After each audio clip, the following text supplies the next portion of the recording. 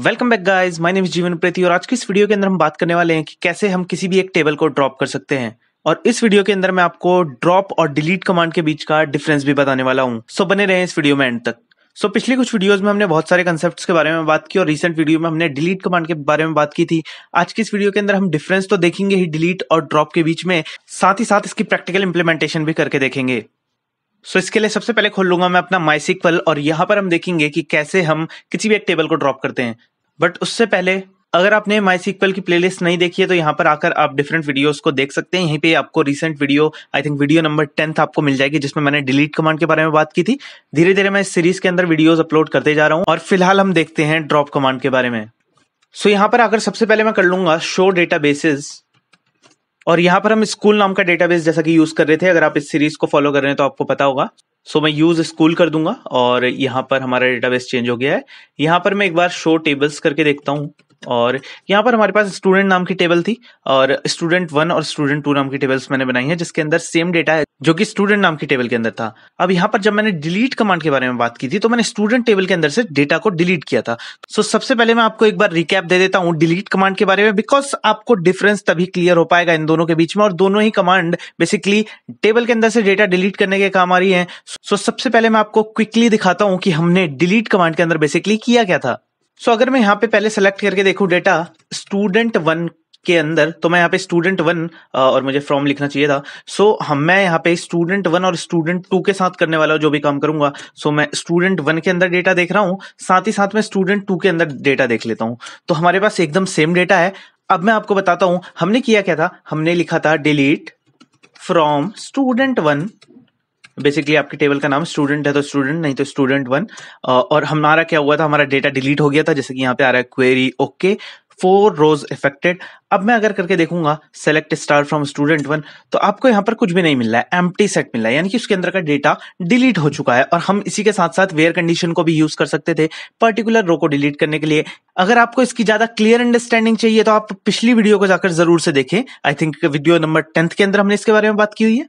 अब मैं क्या करूंगा, हमारी टेबल के अंदर से डेटा डिलीट हो गया है, लेकिन मैंने आपको उसी वीडियो के अंदर ये भी बताया था कि अगर आप डिस्क्राइब करके देखेंगे या DESC करके देखेंगे, दोनों का मतलब एक ही है, और हम अगर स्टूडेंट 1 करके देखें डिस्क्राइब, तो क्या होगा कि मेरा जो स्कीमा रिलेटेड डिटेल्स है, यानी कि रोल नंबर, नेम, मार्क्स, मतलब मेरा उस टेबल के अंदर का डेटा डिलीट हुआ है, जो कि ये डेटा था। यानी कि रोल नंबर 1 किसका है, उसका नाम क्या है, उसके मार्क्स कितने हैं, 2 के क्या है, 3 के लिए, 4 के लिए, तो उसका डेटा डिलीट हुआ है, लेकिन स्कीमा एज इट इज है। यानी कि उसका स्ट्रक्चर, यानी कि उसमें रोल नंबर है, नेम है, मार्क्स है, उसका डेटा टाइप्स क्या है, उस पे कौन कौन से कंस्ट्रेंट्स लगे हुए हैं, सारी की सारी डिटेल अभी भी एग्जिस्ट करती है और वो टेबल भी अभी भी एग्जिस्ट करती है हमारे डेटाबेस के अंदर। और इसको आप इस तरह से देख भी सकते हैं। अगर आप शो टेबल्स करेंगे, शो टेबल्स, तो आपको स्टूडेंट 1 नाम की टेबल दिख रही है, तो हमारी टेबल के अंदर का डेटा डिलीट हुआ है, बेसिकली हमारी टेबल डिलीट नहीं हुई है। अब यहीं पे हम बात करें अगर ड्रॉप कमांड की, तो ड्रॉप कमांड से होगा कि हमारी पूरी की पूरी टेबल डिलीट हो जाएगी। देखते हैं इसको कैसे करेंगे। तो अब मैं जो है ड्रॉप वाला ऑपरेशन स्टूडेंट 2 नाम की टेबल पे परफॉर्म करूंगा, ताकि आपको दोनों के बीच के डिफरेंसेस पता चल सके। तो ड्रॉप कमांड को चलाने के लिए हमको लिखना होता है ड्रॉप टेबल और टेबल का नाम, टेबल का नाम स्टूडेंट 2। तो मैं लिख रहा हूं ड्रॉप टेबल स्टूडेंट 2 और मैं एंटर करूंगा तो यहां पे आ चुका है क्वेरी ओके। अब अगर मैं देखूं सेलेक्ट स्टार फ्रॉम स्टूडेंट 2, तो यहां पर मेरे को दिखा रहा है कि टेबल एग्जिस्ट ही नहीं करती, यानी कि स्कूल नाम के डेटाबेस के अंदर स्टूडेंट 2 नाम की टेबल एग्जिस्ट ही नहीं करती, क्योंकि उसने टेबल ही ड्रॉप कर दी। अब अगर आप देखें डिस्क्राइब करके इसे, अगर मैं लिखूं DESC स्टूडेंट 2 और अब मैं एंटर करता हूं, तो ये बता रहा है कि टेबल एग्जिस्ट ही नहीं करती, जबकि स्टूडेंट 1 नाम की टेबल के अंदर वो उसका स्कीमा दिखा रहा था। यानी कि डिलीट और ड्रॉप के बीच में डिफरेंस क्या है, डिलीट के अंदर वो उसके अंदर का सिर्फ डेटा डिलीट कर रहा है टेबल के अंदर का, जबकि ड्रॉप कमांड के अंदर वो टेबल के अंदर का डेटा तो डिलीट कर ही रहा है, साथ ही साथ उसकी स्कीमा को, उसकी स्कीमा रिलेटेड पूरी की पूरी इंफॉर्मेशन, यानी कि उसके कॉलम्स का नेम, उस पर कौन से कंस्ट्रेंट लगे हैं, कौन से डेटा टाइप का कौन सा कॉलम था, सारी की सारी पूरी इंफॉर्मेशन, यानी कि पूरी की पूरी टेबल ही डेटाबेस के अंदर से डिलीट कर दी है। ड्रॉप कमांड चलाते ही आपका एक झटके में पूरी की पूरी टेबल ही डिलीट हो जाएगी, जबकि डिलीट कमांड के अंदर आप लाइन बाय लाइन डेटा को भी डिलीट कर सकते हैं, पर्टिकुलर कुछ कंडीशन लगा के, वेयर कंडीशन लगा के कोई पर्टिकुलर डेटा भी डिलीट कर सकते हैं, और आप चाहे तो पूरा का पूरा डेटा भी डिलीट कर सकते हैं, लेकिन आपकी टेबल एग्जिस्ट करेगी। नाउ डिफरेंस आपके सामने एकदम क्लियर है। आप अगर करते हैं अब शो टेबल्स डेटाबेस हमारा ऑलरेडी सेलेक्टेड ही है, तो शो टेबल्स करेंगे तो आप देख सकते हैं स्टूडेंट और स्टूडेंट 1 नाम की टेबल एग्जिस्ट करती है। सिर्फ स्टूडेंट के अंदर कुछ ना कुछ डेटा है और स्टूडेंट 1 के अंदर डेटा हमने डिलीट कर दिया है, सिर्फ उसकी स्कीमा रिलेटेड इन्फॉर्मेशन है। और स्टूडेंट 2 पूरा का पूरा डिलीट हो चुका है क्योंकि उस पर हमने ड्रॉप कमांड परफॉर्म की थी। तो अब आपको इसके बारे में थोड़ा बहुत पढ़ना है तो आप गूगल वगैरह कर सकते हैं। यहाँ पर मैंने गूगल के difference between delete and drop in SQL, आप कोई भी लिंक खोलकर देख सकते हैं। यहाँ पे स्केलर का लिंक दिख रहा है, गीक्स फॉर गीक्स का दिख रहा है, ट्यूटोरियल पॉइंट्स वगैरह, कोई भी वेबसाइट आप खोल के इसके बारे में पढ़ सकते हैं।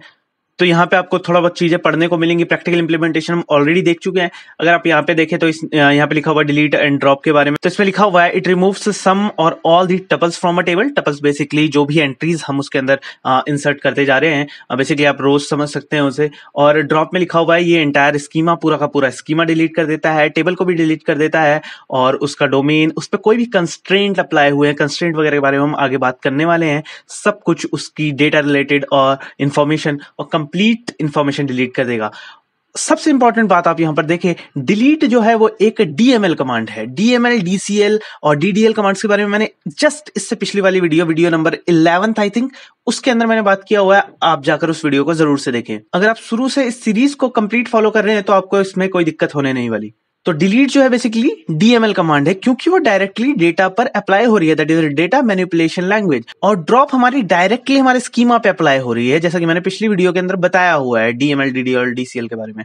सो ये हमारी डेटा डेफिनेशन लैंग्वेज है क्योंकि ये कंप्लीट स्कीमा पे डायरेक्टली अप्लाई हो रही है। सो इस बात को आप याद रखें कि डिलीट एक डीएमएल कमांड है, वेयरएज ड्रॉप एक डीडीएल कमांड है। और यहां पर हम वेयर क्लॉज यूज कर सकते हैं डिलीट के साथ, क्योंकि हम पर्टिकुलर किसी भी एक कंडीशन पे बेस्ड कुछ एक डेटा डिलीट कर सकते हैं अपनी टेबल के अंदर से जो कि उस कंडीशन को सेटिस्फाई करे, वेयर क्लॉज को। और यहां पर हमारा ड्रॉप के साथ कोई वेयर वगैरह हम कंडीशन यूज करते नहीं है, कोई क्लॉज वगैरह, डायरेक्टली हमारी टेबल ड्रॉप हो जाती है इससे।